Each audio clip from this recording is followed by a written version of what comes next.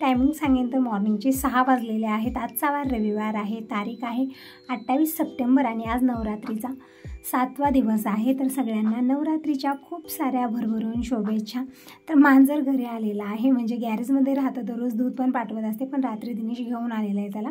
तर रात्रभर त्याच्या जरा सुरू आहेत, मध्ये बाहेर चालूच आहे आरडाओरडा, म्हणजे नवीन जागा वाटत आहे। तर सगळ्यांसाठी चहा वगैरे बनलेला आहे। बाहेरचं धुवायचं मी ठेवलेलं होतं, तर बोरवेल चालू केलेलं आहे, पोर्स मी धुवून घेतलेला आहे, अंगणी धुवून घेतलेलं आहे, वायपरनं पूर्ण पाणी काढलेलं आहे, कारण घसरंडा खूप होतो, पाऊस जोरदार चालूच असतो दररोज, त्यामुळे ना खूप चिखल झालेलं आहे, समोर रोड नाही आहे, खूप चिखल होतं इथं, म्हणून अगोदर मी पूर्ण पाणी स्वच्छ करून घेतलेलं आहे। आणि रांगोळी काढलेली छोटीशी, म्हणजे 2 दिवस तरी रांगोळी काढलीच नाही मी, कारण जोरदार पाऊस मॉर्निंगलाच राहायचा। आज पाऊस म्हणजे सकाळी ठीक आहे, पण परत दुपारी पडलेलाच होता। तर इकडं मांजरालाही दूध ठेवलेलं आहे, आणि इकडं काल मी हरभरे आणि मूग धुवून ठेवलेले, म्हणजे धुवून भिजत ठेवलेले आहेत रात्रभरात छान फुललेले आहेत, आणि भांड्यातनं ते बाहेर जात आहेत इतके फुललेले आहेत। आणि आज शेवग्याच्या शेंगाची भाजी बनवणार आहे। कालच्या शेंगा मी आणायला लावलेल्या होत्या, तर त्यामधल्या फक्त अर्ध्या शेंगा मी घेतलेल्या आहेत, बाकीच्या फ्रीजमध्ये ठेवलेल्या आहेत। आणि माझ्यासाठी पॉकेटचं दूध काल गॅरेजमध्येच आणून ठेवलेलं होतं, म्हणजे मी घराहून दूध देत असते, पण काल दिनेशला आठवणच राहिली, ती बॉटल तरीच ठेवून गेला, परत जातवेळेस तो एक पॉकेट घेऊन गेलेला होता। तर ते दूध मी एक वेळा गरम करून ठेवत आहे, म्हणजे आता कालपासून ते दूध तसंच ठेवलेलं होतं, खराबही होऊ शकतं, म्हणून मी ते गरम करायला ठेवलेलं आहे। आणि इकडे जे हरभरे आणि मूग मी भिजत घातलेले होते ते मी धुवून घेतलेले आहेत, आणि 2 डबे घेतलेले, त्या डब्यामध्ये ही मूग मी अर्धे काढून ठेवणार आहे, आणि अर्ध्याची आता उसळ बनणार आहे।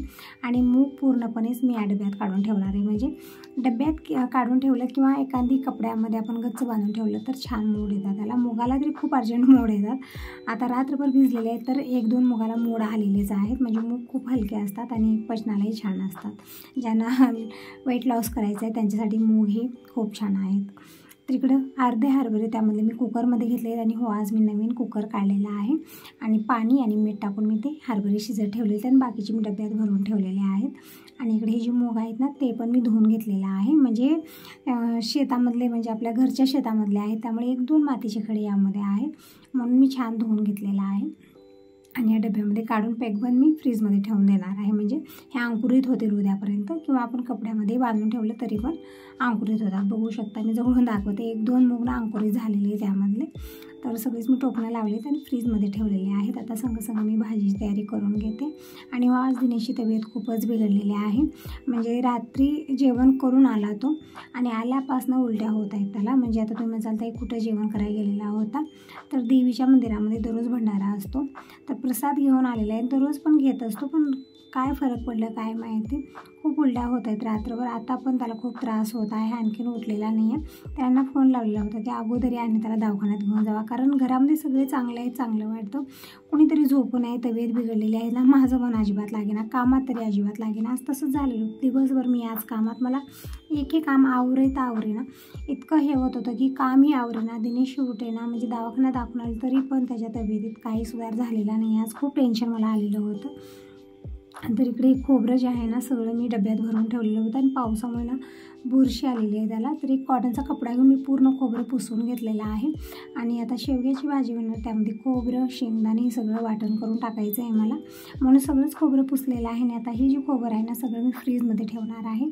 आणि दिनेशला मी इकडे देत आहे ग्लुकॉन-डी, म्हणजे हे चांगलं पण असतं, पण दिनेशनं पेलेलंच नव्हतं, तर इथे 1 ते 1.5 चमचा मी हे ग्लुकॉन-डी या ग्लासामध्ये टाकलेले आहे, म्हणजे आता उलटी झाल्यामुळे ना पाण्याची कमी आलेली आहे त्याच्या शरीरामध्ये, आणि खडीसुद्धा बसत नाही, म्हणजे मी उठून बसवलं त्याला तरी पण तिथंच लोळत पडलेलं आहे, इथं बघू शकता। मी म्हटलं पाणी घेऊन येते तोपर्यंत बस, इथं उठतच नव्हता अंतरणातून, त्यामुळे थोडंसं खडी बस, पाणी तरी पे, तर पाणी आणेपर्यंतच तिथंच लोळत पडलेलं आहे। आणि मांजराचं सुरूच आहे आपलं, म्हणजे त्याला वाटलं दूध आणलेलं आहे मी, दुधाची वाटीकडे ठेवलेलीच आहे, तर अगोदर मी मांजराला दूध पण घातलं, दिनेशला पण ते ग्लुकॉन-डी दिलेलं आहे, पण अजिबात पिलेला नाही, नगच म्हणत आहे, म्हणजे गिळता येणार, नरड्यामध्ये दुखत आहे, हा त्रास त्याला खूप होत आहे।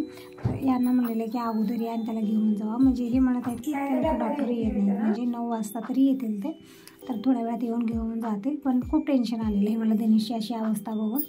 तर इकडं खोबरं जे आहे ना ते सगळं मी म्हणजे डब्यात भरून फ्रीजमध्ये ठेवलेलं आहे, डबा म्हणजे ते खराब होणार नाही, आणि बाकीचं खोबरं मी इकडं भाजीसाठी घेतलेलं आहे। आणि इकडं बघू शकता मांजराची मस्ती सुरूच आहे, पण दिनेशला उठावं असं वाटत नाही ना, त्याच्यासोबत खेळावं असं वाटत आहे, म्हणजे मांजराला सवय झालेली आहे पिल्ल्याला, लहानपणापासून ते दिनेश जवळच राहिलेले गॅरेजमध्ये, त्यामुळे ना त्याची सवय, मी जवळ गेलं तर मला भिवून पळत आहे, आणि दिनेशपाशी जाऊन बसतं, इतके झालेले. म्हणजे हे पक्षी प्राणीसुद्धा व्यक्तीला ओळखतात. म्हणजे दिनेशलाच जवळ येऊ देतो, त्याच्यासोबत खेळतो आणि मी जवळ गेलं की पळून जात आहे. तर असं आहे. तर इकडं खोबऱ्याचे तुकडे मी बारीक बारीक करून घेतलेले आहेत, पण जास्त प्रमाणात मी घेतले. म्हणजे इतकं भाजीला मी टाकणार नाही, यामधलं फक्त थोडंसं टाकणार आहे, बाकीचं उचलून फ्रीजमध्ये ठेवते. म्हणजे कधीतरी घाईगडबडीत आपल्याला भाजी बनवायची आहे, त्यावेळेत आपल्याला वाटण भेटतं. म्हणजे कधी कधी असंही होतं ना की वेळेत लाईट जाते आणि आपल्याला त्यावेळी ते लागतं, असंही होतं. आणि प्रत्येक वेळी होती असतं माझ्यासोबत, लाईट राहत नाही. तर मी काय करते, त्यावेळेत हे वाटून ठेवत असते. म्हणजे 3-4 भाज्या तरी आरामात होतात यामध्ये. आणि इकडं हे जे हरभरे मी शिजत ठेवलेले होते ना, ते पण छान मऊसूत शिजलेले आहेत. आणि तेच कुकर मी धुवून घेतलं आणि भात बनत ठेवलेला आहे. म्हणजे संग पूर्ण स्वयंपाक मला करायचा आहे. आणि इकडे शेंगदाणे छान गार झाले. त्याचा अगोदर मी शेंगदाणे वाटले, त्यामधलं फक्त अर्धे शेंगदाणे वाटलेले आहेत आणि जे अर्धे ठेवलेले आहेत ना, ते खोबऱ्यासोबत मी वाटणार आहे भाजीसाठी.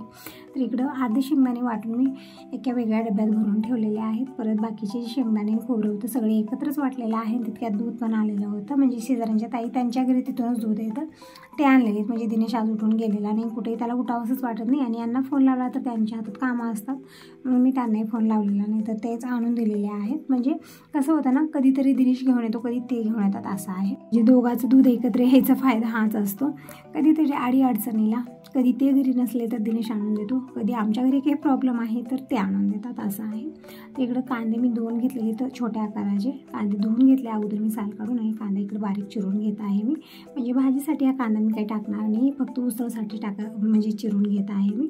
आणि एक टोमॅटो घेतला आणि यामधले 2-4 टोमॅटो खराबच निघालेले आहेत. आणि 3-4 हिरव्या मिरच्या घेतलेल्या आहेत. सगळं मी चिरून घेत आहे. जे फोडण्या बनतात त्या हिशोबाने इकडे तयारी मी करून घेत आहे. कढीपत्ता घेतलेला आहे, कोथिंबीर बारीक चिरून घेतली, कांदा, हिरवी मिरची आणि टोमॅटोही मी चिरून घेतलेला आहे. हरभरे मी चाळण्यात टाकलेले, जे हे एक्स्ट्राचं पाणी आहे सगळं निघून जातं. इकडे पॅन ठेवलेलं आहे, पॅनमध्ये मी 2 चमचे तेल घेतलेलं आहे, मोहरी जिरं टाकलेलं आहे. आणि इकडे लसूणही मी वाटून घेतलेले 4-5 पाकळ्या. म्हणजे आता भाजीही बनेल आणि थोडंसं मी उसळीलाही टाकणार आहे, टेस्ट छान येतो. कढीपत्ता टाकलेला आहे, लसूण टाकले, थोडंसं परतून घेतल्यानंतर मी कांदे टाकलेले आहेत आणि हिरवी मिरची संग टाकली, परतून घेतलेलं आहे. एकदम गोल्डन ब्राऊन करायचं आणि हलकासा कच्चेपणा केल्यानंतर मी सुके मसाले टाकले, जसं धना पावडर, हळदी पावडर, थोडीशी लाल मिरची पावडर टाकलेली आहे आणि बिलकुल थोडासा मसाला टाकलेला आहे, परतून घेतलेला आहे. नंतर मी टाकलं टोमॅटो आणि हे जे हरभरे शिजवलेले ते टाकलेले आहे, परतून घेतलेलं आहे. थोडीशी साखर, म्हणजे चव छान येते, वरून थोडीशी कोथिंबीर टाकलेली आहे. तर इथं मस्त अशी हरभऱ्याची उसळ बनवून तयार झालेली आहे आणि खाल्ली पण पाहिजे, चांगली असते. 8 दिवसाला एक वेळा आपल्या घरी उसळ बनत असते. तर आता मी संग इकडे भाजी तयारी केलेलीच आहे. तर इकडं कढई ठेवलेली आहे, कढईमध्ये मी 2 चमचे तेल, मोहरी टाकले. जोपर्यंत की मोहरी तडतडते तोपर्यंत मी इकडे शेंगा पण चिरून घेत आहे संग. तर जिरं मोहरी तडतडल्यानंतर मी कढीपत्ता आणि लसूण टाकलेली खूप सारा, परतून घेतलेलं आहे. जे वाटण आपण करून ठेवलेलं होतं शेंगदाणे आणि खोबरं, ते टाकायचं आहे अर्धी वाटी. तर इथे या चमच्यानं 4 ते 5 चमचे मी हे वाटण टाकलेलं आहे आणि परतून घ्या. मस्त मसाला बनून तयार होतो याचा.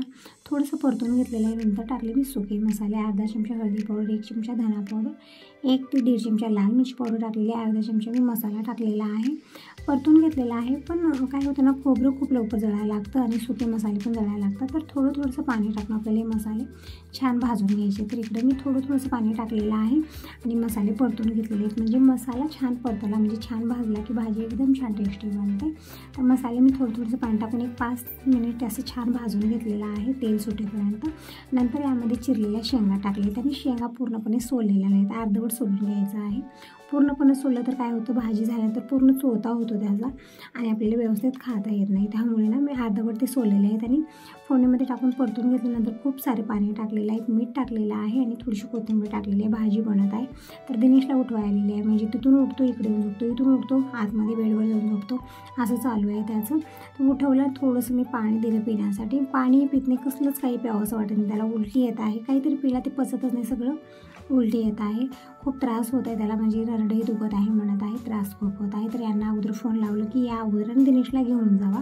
तर आलेले आहेत आणि जे पाणी बोरवेलचं पित आहोत ते आजकाल पिणं आता बंदच केलेलं आहे, फिल्टरचं पाणी मागवलेलं आहे. त्यासाठी कॅन आणि जे तांब्याचा हांडा आहे ते मी रिकामा करून धुवून ठेवलेला आहे, म्हणजे ते भैया आल्यानंतर पाणी ओतण्यासाठी. आणि आता हॉस्पिटलला गेले दिनेशला घेऊन. आणि इथं जे अगोदर मी कॅन ठेवलेलं होतं ती जागा चेंज केलेली आहे. इथं मी ठेवलेला आहे तांब्याचा हांडा, एक खाली तिवई ठेवली, त्यावरती मी ठेवलेलं आहे म्हणजे फिल्टरचं पाणी ओतून ठेवण्यासाठी. आणि जे कॅन आहे ती इकडच्या साईडला ठेवलेलं आहे, म्हणजे मशीनपाशी ठेवलेलं आहे. आणि आता अगोदर मी करत आहे देवपूजा. तर देवांना जागेवरच मी पाणी शिंपलेलं आहे, हळदी कुंकू चंदन वाहिलं, फुलं वाहिलेले आहेत, हार बनवून घेतलेला आहे, देवीला मी फुलाचा हार वाहिलेला आहे, फुलारीला फुलं वाहिलेली आहेत. बघू शकता धान पण आता छान असा उंच झालेला आहे. आरती करून घेतलेली, नैवेद्य दाखवलेला आहे. आज नैवेद्यामध्ये फक्त दूध भात साखर तूप हे दाखवलेलं आहे. आरती करून घेतली देवीची आणि जोगवा मागून आलेली आहे, म्हणजे देवपूजा झालेली आहे.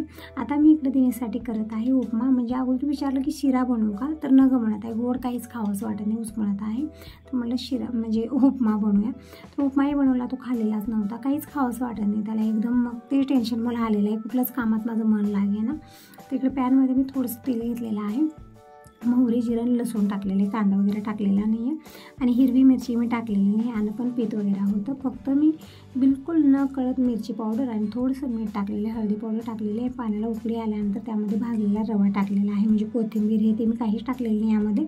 असं म्हणलं जातं की कोथिंबीरनं काय होतं, ते जे औषध आपण खातो त्याचा उतारा होतो, म्हणून ते काहीच टाकलं. एकदम साधं सिंपल इकडे उपमा बनलेला आहे. थोडासा मी पातळ बनवला आहे कारण दिनेशला गिळताच येत नाही. आणि संग मी कपडेही मशीनला लावलेले आहेत, कपड्यांचे काम तिकडे होत आहे, म्हणजे धुण्याचं काम होत आहे.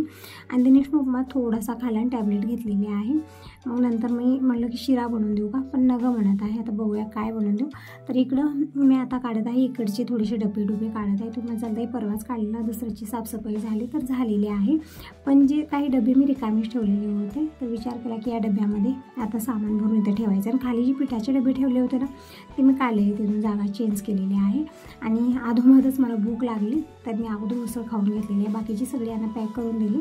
थोडीशी राहिलेली होती ती मीही खाल्लेली आहे, म्हणजे दिनेश तर आता काही खाणार नाही.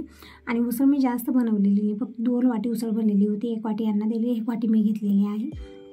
तर उसळ खाऊन झालेली आहे. आणि आता जीही आता डबे रिकामे होते सगळे मी एक वेळा स्वच्छ पुसून घेतलेले आहेत. काही डबे मी घासूनही घेतले. आणि यामध्ये सगळी सामग्री भरत आहे. एकामध्ये पास्ता भरलेला आहे, हरभरे मूग जे उसळ बनत असतं, उडदाची डाळ आहे, मुगाची डाळ आहे, परत हरभऱ्याची डाळ मी अगोदर स्टीलच्या डब्यात भरून ठेवली होती, हे पण या डब्यामध्ये भरलेली आहे. म्हणजे डबे रिकामेच ठेवलेले होते, तर मला हे सगळे भरून इथं अलमारीत लावून ठेवूया. आणि रवाही मी या डब्यामध्ये काढलेला आहे. तर सगळी ही सामग्री मी डबे क्लीन करूनच भरून ठेवलेले आहे. आता सगळे डबे व्यवस्थित लावूया. परत इथे शाबू आहे, वरीचे तांदूळ आहेत, ते पण मी सगळं वरती ठेवलेलं होतं. वरती ठेवल्यानं काय होते ना, एक प्रॉब्लेम की स्टँड आणल्याशिवाय मला काही पोहोचत नाही आहे. तर मला जे दररोज लागतात अशा वस्तू सगळ्या डब्यात भरून इथंच ठेवूया अलमारीमध्ये. तर सगळे डबे मी भरून घेतलेले आहेत इथं. आणि सगळी इथं लाईनला अलमारीत मी ठेवणार आहे, म्हणजे तिथली मी जागा रिकामी करून घेतलेली. इथे पिठाचे डबे ठेवलेले होते मी, सगळे डबे काढून मी बाजूला ठेवलेले आहेत, म्हणजे जागा चेंज केलेली आहे त्यांची. आणि ते सगळे छोटे मोठे म्हणजे कलरफुल डबे मी ठेवले आणि खूप सुंदर पण दिसत होतं हे. तर इकडे बघू शकता सगळे डबे मी भरून ठेवलेले आहेत. आणि वरच्या साईडलाही सगळे डबे मी व्यवस्थित करून ठेवलेले आहेत. म्हणजे छोटे मोठे बदलाव मी किचनमध्ये करतच असते, छान वाटतं बघण्यासाठीही. तर असं होत आहे ना. आता यासोबत या व्हिडिओला इथं सेंड करते. व्हिडिओ कसा वाटला नक्की सांगा. पहिल्यांदा बघत असाल तर चॅनलला सबस्क्राईब करा. आणि आता इकडे देण्यासाठी बनत आहे शिरा, म्हणजे दिवसभर हेच काम होतं.